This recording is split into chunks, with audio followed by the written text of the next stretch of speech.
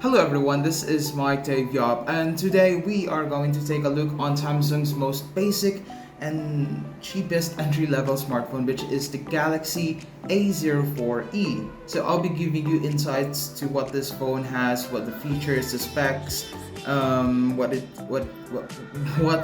is capable of doing on such a very low-end smartphone from Samsung. So let's start the video.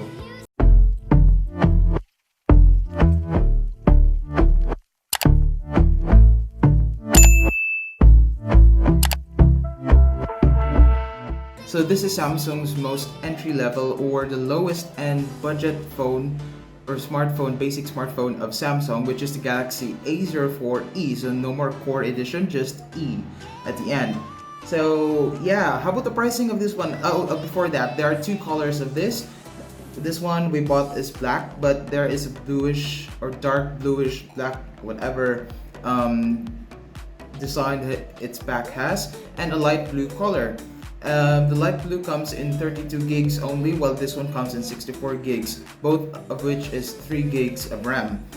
And the pricing for this, the light blue is in Philippine peso, it's 4,790 pesos. So that's 3 gigs and 32 gigs light blue. But for the darker blue or black color, it has 3 gigs, 64 gigs of RAM, and the pricing for that is 5,290 pesos. So let's now unbox the phone. By the way, this is not going to be genuine unbox anymore because I've already tested the phone. Here's your phone.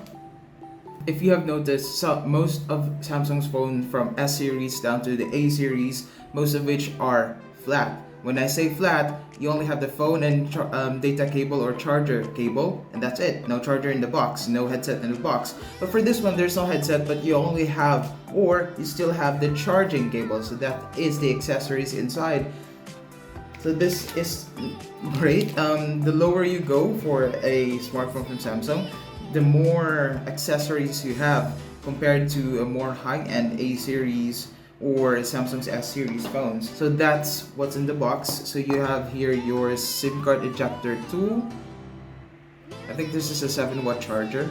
Your USB Type A to USB Type C cable. So that is great for Samsung to include Type C on most of their devices. So it's great to see that Samsung has included Type C on their most basic mid-range phone. No, a budget lower, most basic low-end entry-level smartphone from Samsung.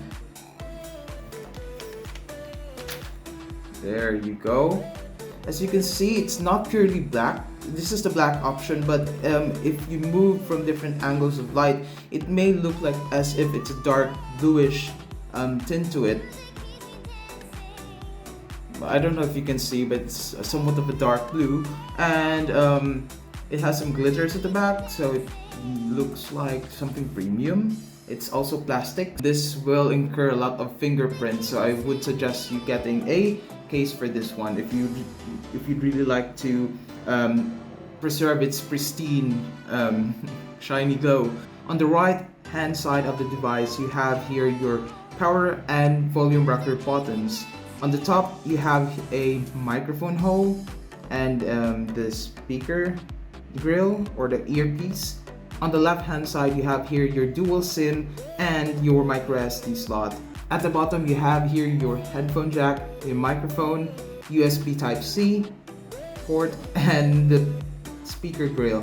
So this is a mono type. No, this is not a dual audio or Dolby audio, just a mono speaker. It's loud enough, and it's great to see that there is a headphone jack. At the back of the device, you have here your 2 megapixel depth sensing camera or TOF, and you also have the 13 megapixel main camera. In the front of the device, you have here your earpiece, your 6.5-inch screen, PLS display TFT. This is not AMOLED, just an LCD PLS type screen. You also have here your 5 megapixel front facing camera. So here is the specs of the phone. You have a 6.5-inch PLS display with an HD plus resolution. Now, the configuration for this is 3 gigs of RAM and a Helio or MediaTek Helio P35 and a 5000 milliampere LiPo battery. And honestly, with the 5000 milliampere batteries that most of the A series have, this phone with a very weak processor can actually run with about 2 days without charging. And charging time about more than 2 hours since we only have a 7-watt charging brick.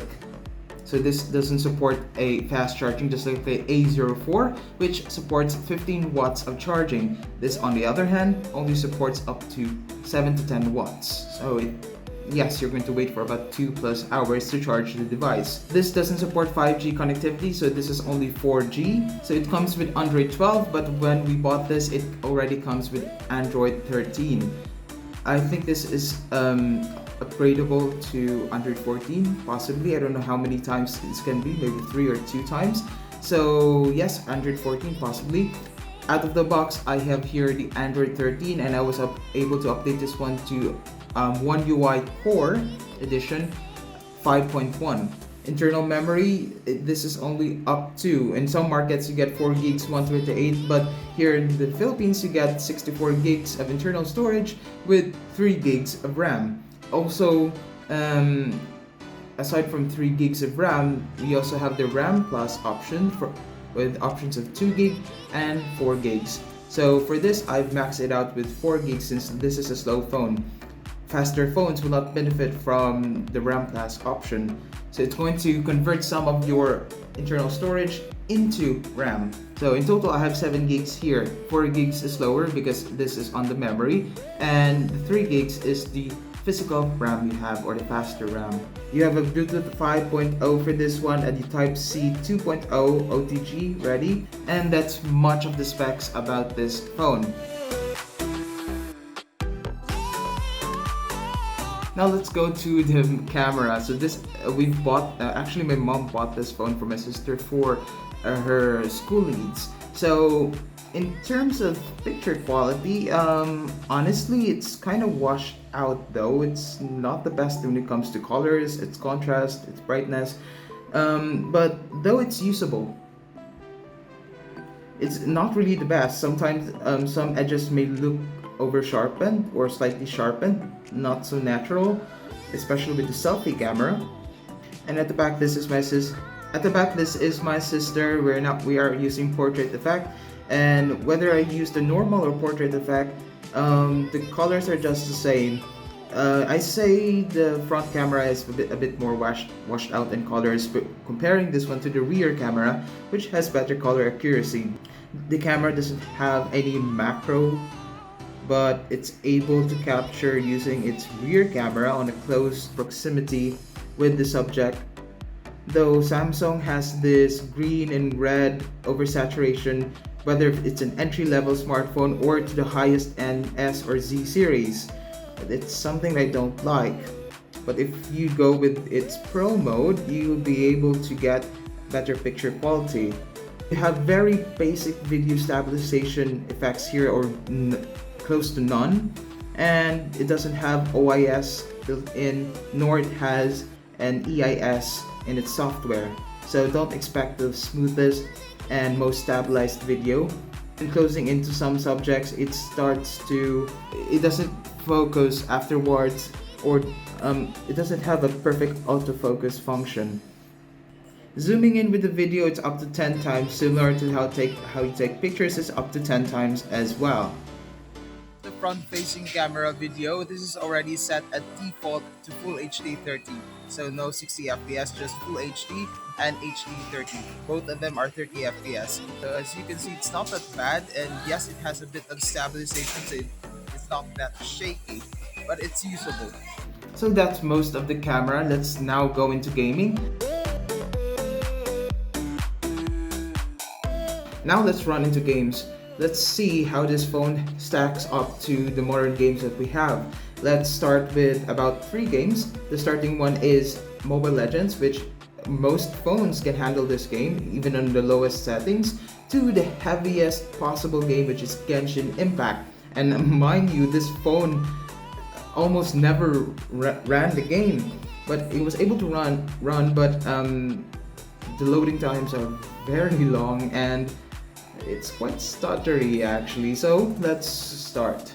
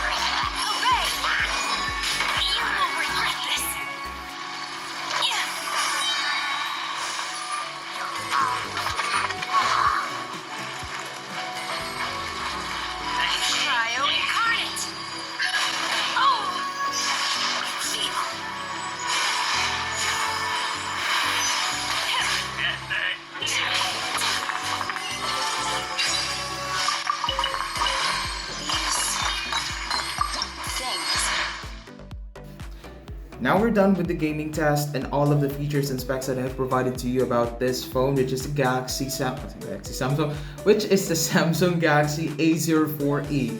And again, the black version or the dark bluish gradient silver glittery thing, it's 64 gigs, 3 gigs of RAM. Most of them is 3 gigs of RAM, 64 gigs, and the light blue edition is 32 gigs of storage and 3 gigs of RAM. I would suggest you going with the 64 gig, especially if you don't have a micro SD with you, as you'll be using this one as for phone or taking pictures, videos, music, and 64 gigs will be enough for most of the apps right now, especially with social media apps are growing bigger and bigger in sizes. Even if you have to delete the caches, still it's going to grow big, and 32 gigs is not enough in 2023 onwards. 64 gigs is the new option. So that was my full review of the Samsung Galaxy A04e, Samsung's most budget friendly and basic smartphone, the latest A series. So what do you think about this video? Please do comment, like, share, and subscribe, and feel free to comment whatever you like about this video. That's all for today. That's all folks. Have a great day everyone. Bye, and see you in the next video. Yeah. Bye.